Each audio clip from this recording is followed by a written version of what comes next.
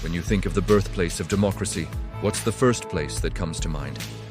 For pretty much everyone, it's ancient Greece, right? Specifically, Athens in the 5th century BC. The word itself, democracy, comes from the Greek words demos for people and kratos for rule. It's the story we're all taught in school.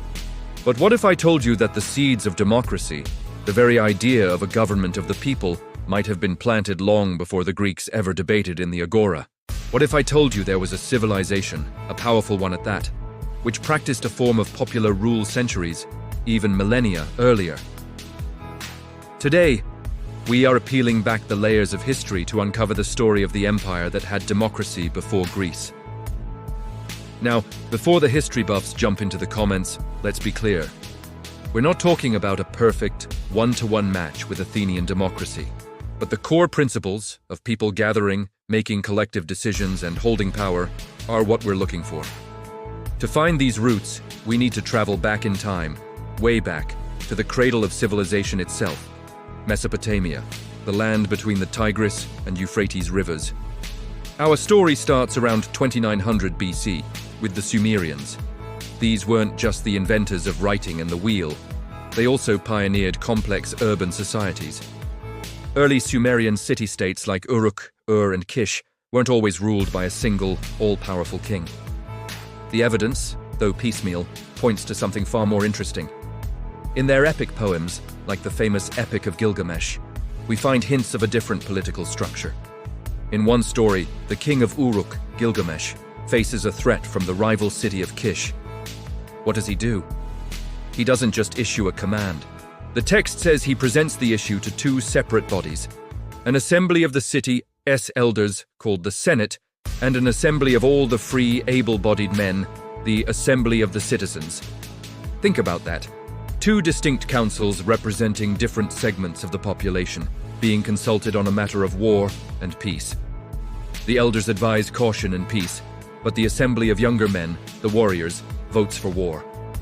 Gilgamesh sides with the younger assembly and goes to battle. This isn't just a king making a decision, it's a king seeking counsel and, in a way, consent from his people. This system is what some historians call primitive democracy. It suggests that in early Sumer, ultimate authority didn't reside solely with a monarch, but was shared with councils of citizens. This bicameral, or two-chamber system, is a concept that would echo thousands of years later in governments all around the world, including the US Congress and the British Parliament. This wasn't just a legendary tale, either. Cuneiform tablets from the city-state of Shuruppak, dating to around 2600 BC, contain records of assemblies making legal decisions, selling communal land, and managing public affairs. These weren't kings.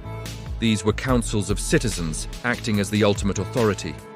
So, for a significant period, it seems many Sumerian cities were governed not by a king, but by a popular assembly. The idea of monarchy, of a single hereditary ruler, actually developed later. In many cases, the first kings were likely war leaders who were granted temporary power during a crisis and then just never gave it back. So, where did this idea go? As Mesopotamia evolved, city-states were consolidated into larger kingdoms and then vast empires, like the Akkadian Empire under Sargon the Great, and later the Babylonian Empire under Hammurabi. In these larger, more centralized states, the power of a single divine king became the dominant model. The local assemblies lost their power, and the brief flame of Mesopotamian popular rule flickered out. Centralized power was simply more efficient for managing a large, diverse empire.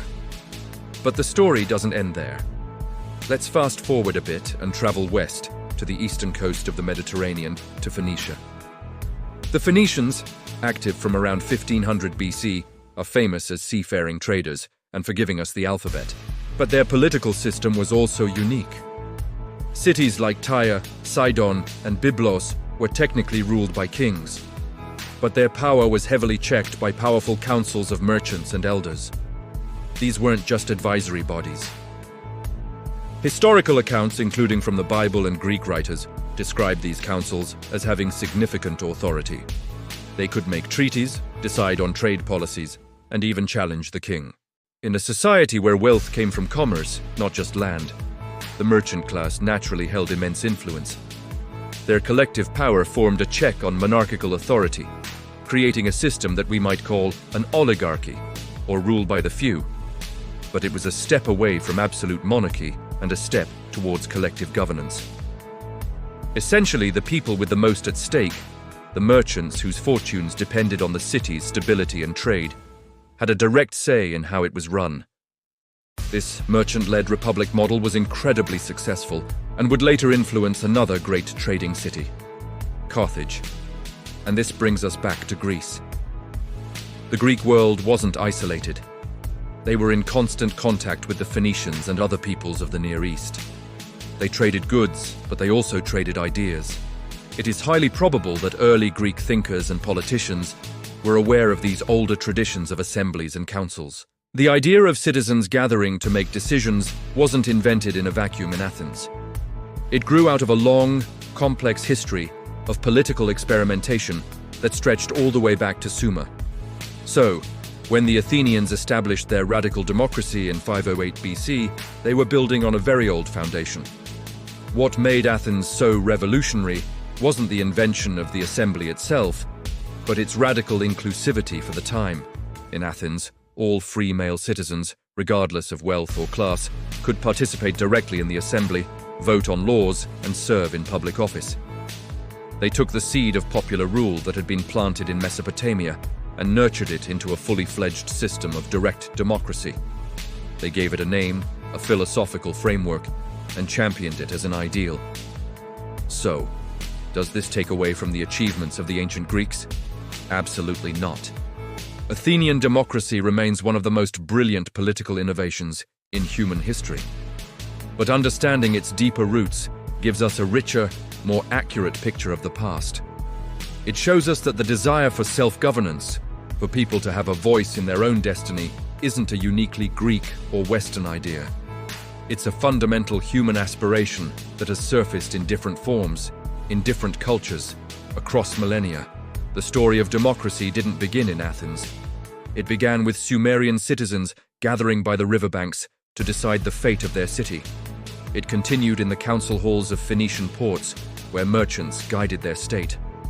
These early experiments, these democracies before democracy, are a crucial part of the story. They remind us that history is never as simple as we think, and the path to our modern world has many ancient, forgotten starting points. What we see in Greece isn't the beginning of the story, but a spectacular, world-changing chapter in a much, much longer book. Thanks so much for watching.